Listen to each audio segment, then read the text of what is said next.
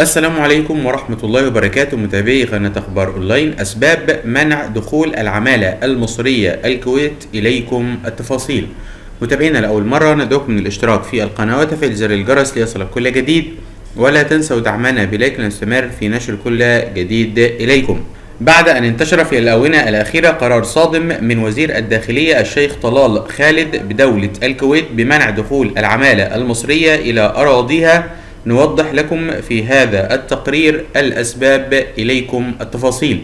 بعد توجيهات النائب الأول لرئيس مجلس الوزراء وزير الداخلية الشيخ طلال الخالد بوقف اتفاقية ربط القوى العاملة مع مصر، أوضحت مصادر مسؤولة في هيئة القوى العاملة أن هذه الخطوة تبعها قرار جديد للهيئة العامة للقوى العاملة بإيقاف إصدار أذونات العمل للعمالة القادمة من مصر حتى إشعار آخر.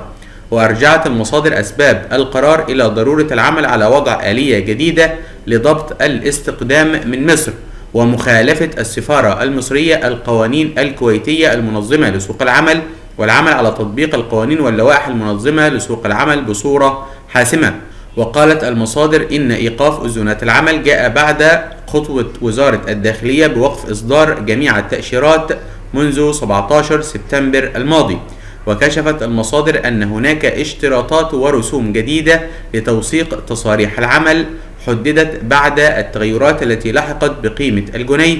وأكدت المصادر لن يتم إصدار أي تأشيرة أو إذن عمل حاليا حتى إشعار آخر، والإجراءات الجديدة هدفها منع دخول أي عمالة هامشية وضبط سوق العمل في البلاد.